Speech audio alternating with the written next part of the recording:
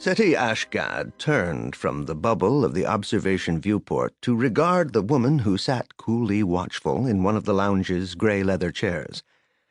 "We have a complicated situation on Namkorios, Your Excellency." We, meaning whom, Master Ashgad? Leia Organa Solo was a petite, almost fragile-looking woman. Her relative youth would have surprised anyone who didn't know that from the age of 17 she'd been heavily involved in the rebellion, spearheaded by her father and the great stateswoman Mon Mothma. The inhabitants of Namkorios, or only some of them? "All of them." Ashgad stood close to her, trying to dominate her with his height, but she looked up at him with an expression that told him she knew exactly what he was trying to do, and he stepped back. "All of us," he corrected himself. "Newcomers and Therans alike." Leia folded her hands on her knee, the wide velvet sleeves and voluminous skirts of her crimson ceremonial robe picking up the soft sheen of the lamps overhead. Once she would have remarked tartly that he was omitting mention of the largest segment of the planet's population. Those who were neither the technological post-imperial newcomers nor the ragged Theran cultists who haunted the cold and waterless wastes, but ordinary farmers. Now she gave him silence, waiting to see what else he would say.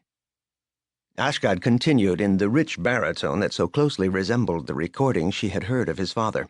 "I should explain that Namkorios is a barren and hostile world. Without massive technology, it is literally not possible to make a living there." Leia looked at him skeptically.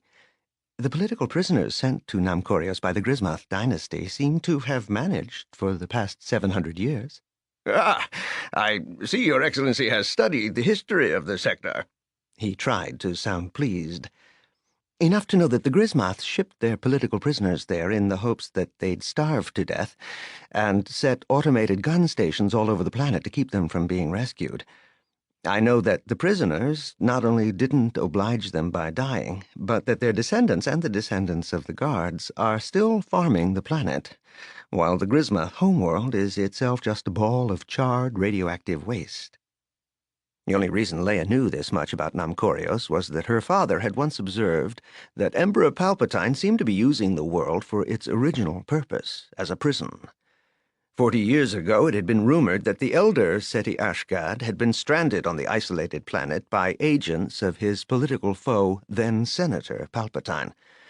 Those rumors had remained unproven until this second Ashgad had made contact with the Council in the wake of the squabbling on the planet and asked to be heard. "Do not meet with Ashgad," said the message that had reached Leia literally as she was preparing to board the shuttle to take her to her flagship. "Do not trust him or accede to any demand that he makes." Leia went on, "I understood that the only inhabitants of the planet before recolonization recommenced after the fall of the Empire were descendants of the original prisoners and their guards." From a corner of the lounge, in the shadow of a dark-leaved dianthus vine, Ashgad's secretary Zim smiled. Leia wasn't sure what to make of her aversion to Zim, a small brown-skinned man with his black hair drawn up into a smooth topknot. It might be the looseness of his mouth or the flattened-looking tan eyes that never seemed to blink. She forced herself to look directly at him. "Are you one of the original Corians, Master Zim?" He said, "My ancestors were among those sent to Namkorios by the Grismaths. Yes, Your Excellency." Something changed in his eyes, becoming preoccupied as if all his attention were suddenly directed elsewhere. Ashgad went on hastily, as if covering the other man's lapse.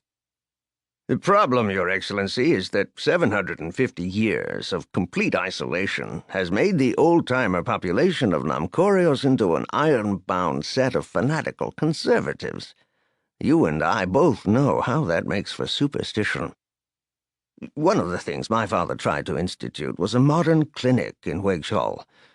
The farmers would rather take their sick to some Theran cult listener, to be healed with power sucked down out of the air." He leaned forward confidingly. "It isn't only the newcomers that the Rationalist Party is trying to help, Your Excellency. It's the farmers themselves.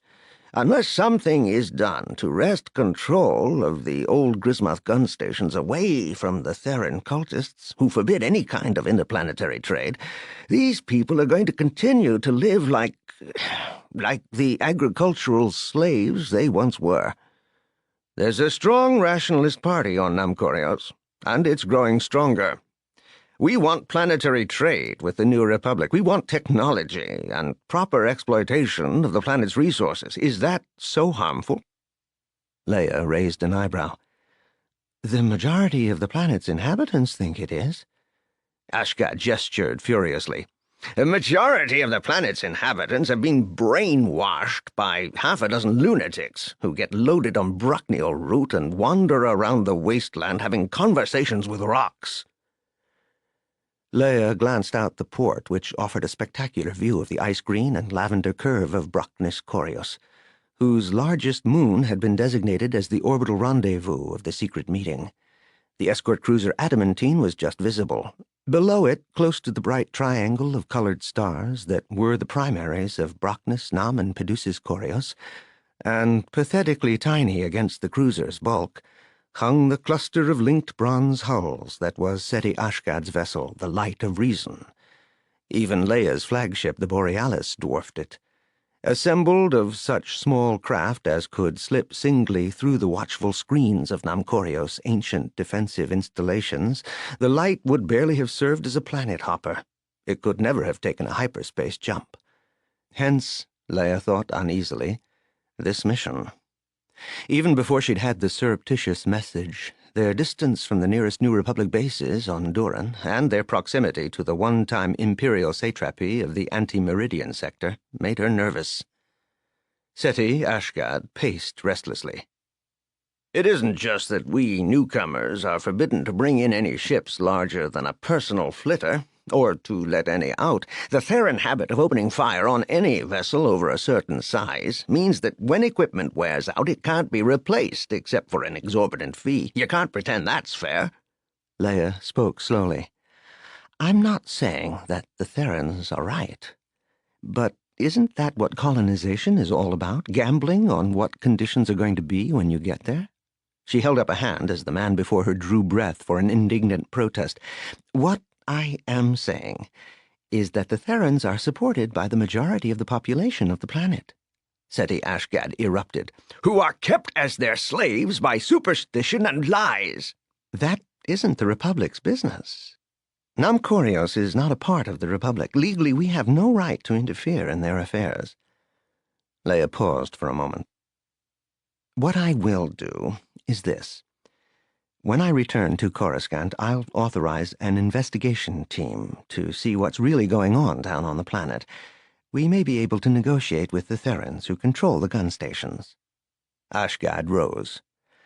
I had hoped to convince you to come to our aid, Your Excellency. I'll certainly use all the influence I possess in the newcomer community to help your commission. He bowed and left, accompanied by Zim.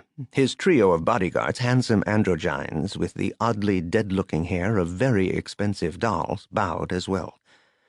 As she watched the bronze-embossed doors shut behind them, Leia heard a soft, gravelly whisper behind her. Those three smell wrong, lady. They are no living flesh. Leia glanced behind her at the four small, gray, wrinkled humanoids, who seemed to have melted from the antechamber's walls. The smallest, who barely topped Leia's elbow, regarded the bronze doors with narrowed yellow eyes. Several years had passed since, in the face of mounting pressure from the Council, Leia had eliminated her bodyguard of Nogri hunter-killers. There were those who said it ill-behooved her to wield a weapon that had been Palpatine's. "Do not trust Ashgad," the message had said. She had sent for the Nogri secretly just before departure. There were some risks greater than schism in the Council.